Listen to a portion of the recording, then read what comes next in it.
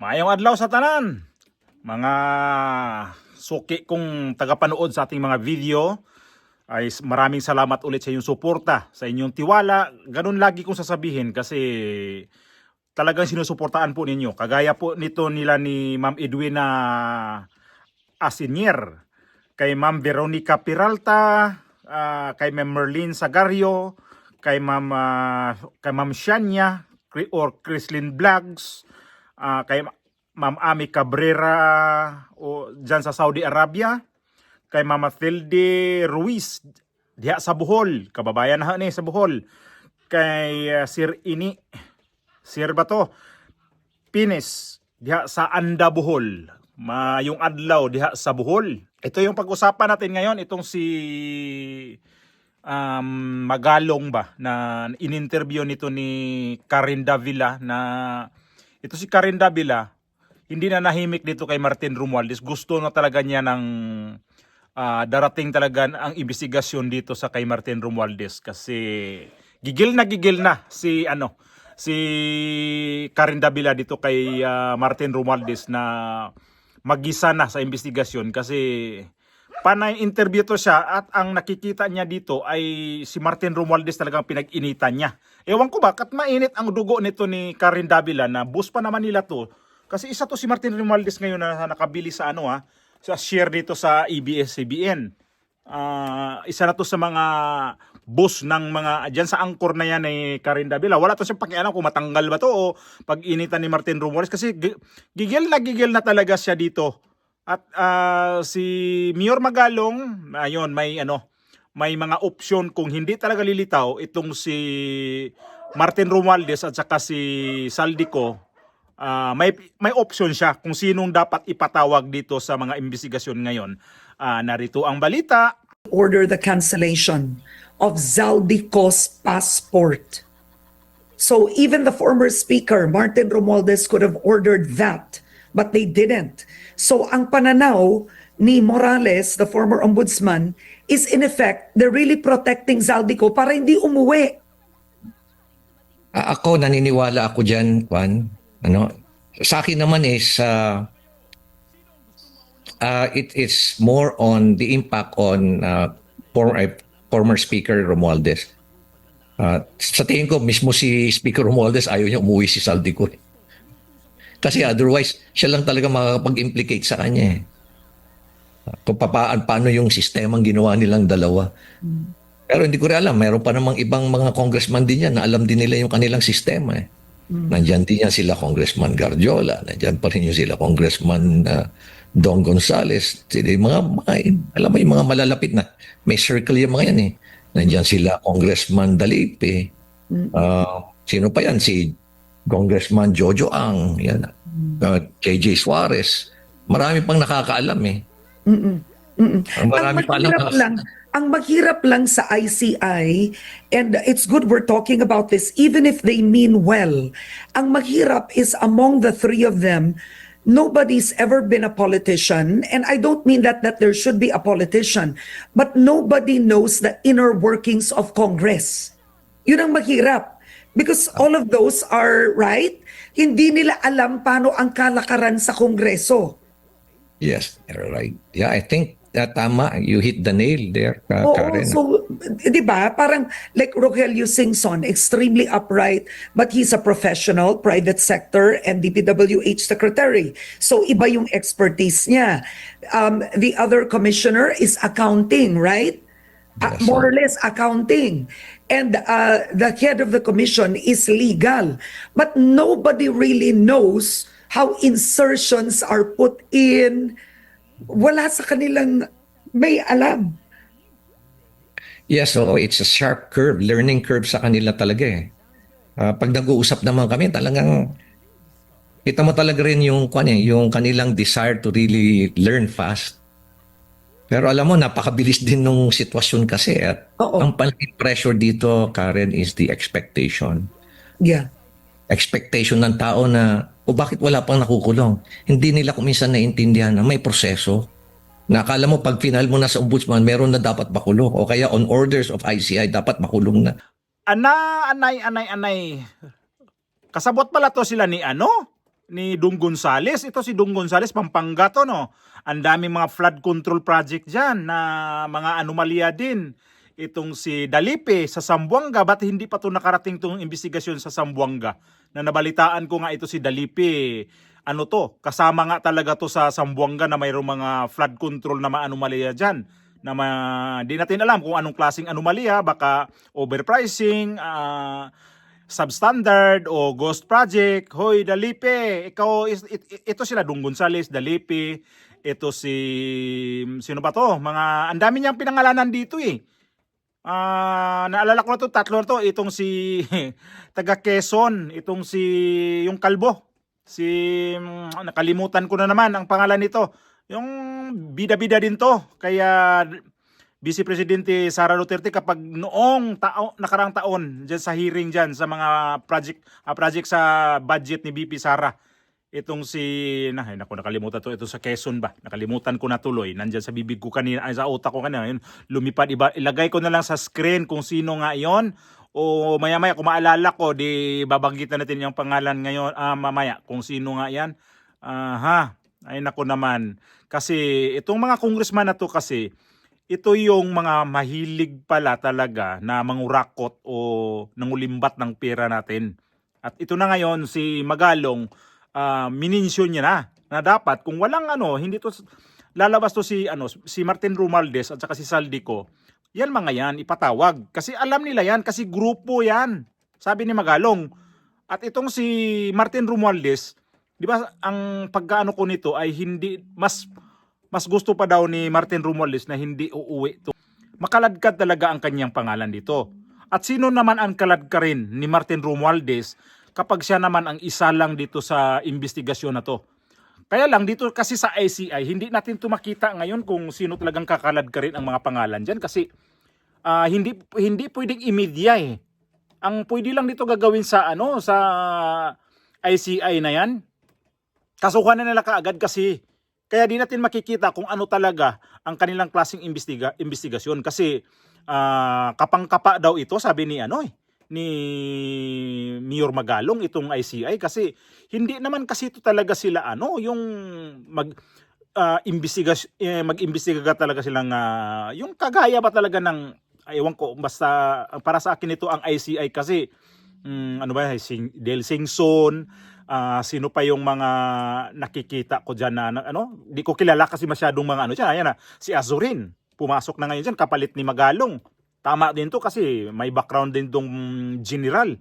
Kaya lang, ang suggest nga yan ni sino ba yung nag-suggest niyan? Dapat yan na mayroon talagang mga pari na ilagay dyan. Kasi si Senator Cayetano, may mga pari dyan, may mga madre, yung mga talagang hindi involved sa politika. Kaya lang si Del Singson, yan dating DPWH Secretary, siya dyan, na nadikitan pa rin siya sa politika. Although hindi nga siya active ngayon, kaya lang galing din siya sa mga politika. Kaya lang, makikita pa rin natin dito na hindi ba talaga to magiging bias itong magiging investigasyon ngayon sa flood control. Mayroon pa naman nag-comment dito na nagsawa na daw ang mga tao nito na manood ng balita, magbasa sa Facebook, sa mga online ba. Puro flood control ang pinag-usapan.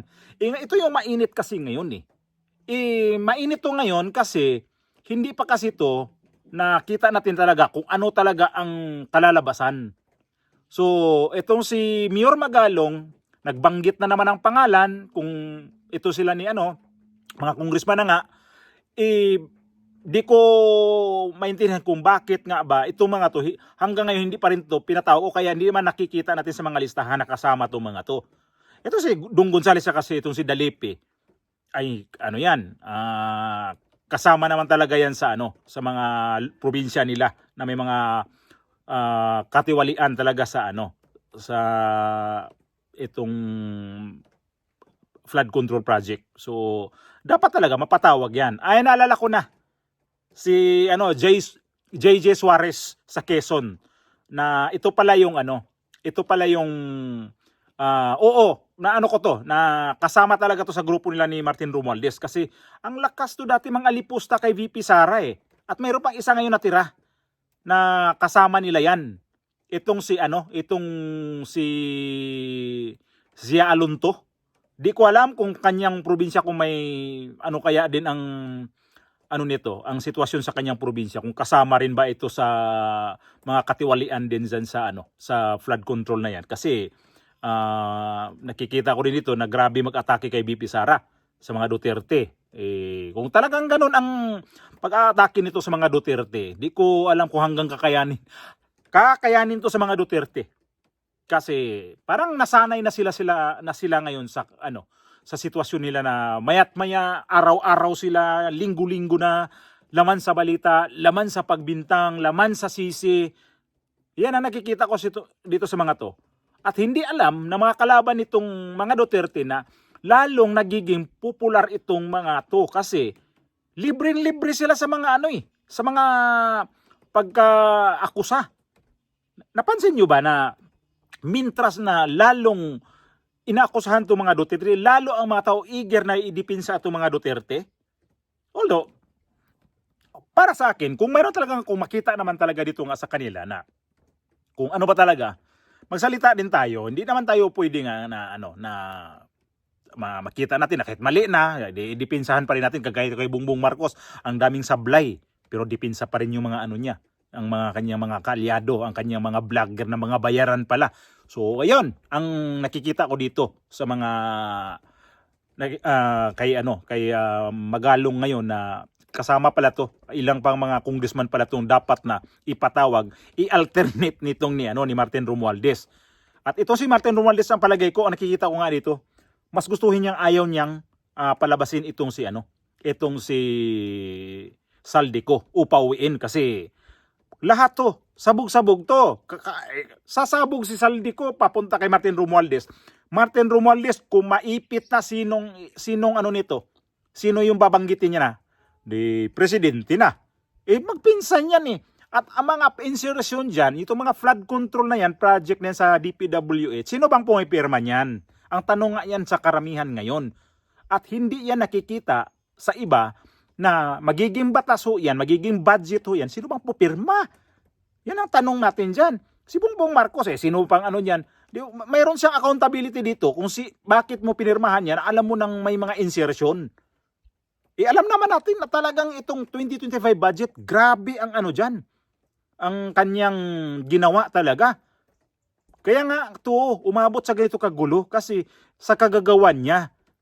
Ay nako, ang daming nito ang kuminto natin dito kay Bongbong Marcos, pabalik-balik na lang kasi ang dami niya sinasabi nito noong time na yun na magkaroon daw ng pipirmahan na dapat.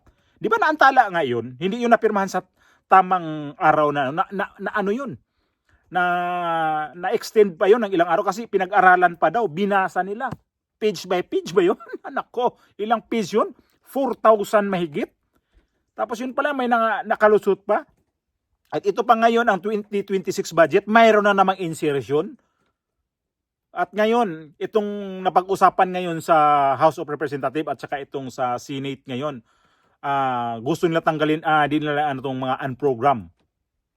Di ko lang kasi masyadong maintindihan yan eh. Kung nakakabuti yung unprogram na hindi nyo isali, huwag nyo isali. Kung talagang yan ang dahilan o dyan nagsimula ang korupsyon, huwag nyo isali para gutom ang lahat ng mga buaya dyan. Kalyado man yan ni Bongbong Marcos, kalyado man yan ni Pangulong Duterte dati. Sige, para makita natin talaga dito kung gaano kayo kaseryoso. Yan lang makikita ko dito na kung talagang ikakabubutin nyo, huwag kayong naman dahilan, ay hindi to pwede kasi ganito, ay pwede ba yun? So, kung talagang seryoso itong mga na ngayon, kapag magsalita kasi against dito kasi mga Marcos, sabihin mga sinungaling, kagaya kay Magalong, itong si Barsaga, sabihin si Raulo na, si Magalong, ang dami mga nilalabas ng mga pangalan, pero wala naman na. Ang rin dito kasi, yung mga binanggit niyang pangalan, nyo na, ipatawag nyo na. Isa lang nyo na kaagad. Unfair naman sa iba kasi, itong mga nabanggit ni Magalong ngayon, sigurado, kasali yan. Kasi, yan hindi naman talaga sisingaw yan kung hindi talaga yan. Hindi talaga yan nakikita rin ni Mayor Magalong. At ito na, Eh yung sino malakas na bigay ng mga AX, mga AKAP nun, ito si Luistro. Si Luistro kasama yan kasi nagrarally pa yan doon sa Batangas na kasama nila ni sila ni Barbers doon pumunta. Eh dapat imbestigahan din to kung saan kinuha talaga yung mga pinamimigay niyang pera. Kasi sobra siyang hanga kay speaker. Walang kalsada kung walang speaker. Talong-talo nga doon si Bongbong Marcos, hindi nga na binibida nila doon Si speaker ang binibida nitong si Luistro. Ay nako, magiging Justice Secretary pa yata tong na to. Batanggin niya na to nga grabe grabe pala to kakurap. Siya, kurakot girl pala to. Tapos may utang pa kay BP Sara. Nakakahiya ka naman. Luistro. Ay, bakit? Ito, kapag mga karamihan ngayon sa mga babae, mga tuso mga dyan sa House of Representative, ito si Dilima, ay tuso naman talaga yan. Nanalo sa kanyang kaso sa sa isinampa noon, nanalo. Naabsuelto hindi nanalo talaga. Ngayon, naghari-harian na naman diyan sa yung sa House of Representative. Ano kayang balak nitong mga babae na to na grabe. Kababae ninyong tao, mga mambabatas pa naman kayo pero mga tuso Hindi ko hindi ko nakikita nito si Dilima na iba ng natin na usapan. Hindi na tayo siya kay Mayor Magalong. Basta yun mga opinion ko kay Dilima. Kasi nga gusto niyang bawasan yung budget ni VP Sara. So, Mayor Magalong, ilabas mo pa kung sino pa yung dapat na mga pangalan na ilabas na mga kurap, mga kurakot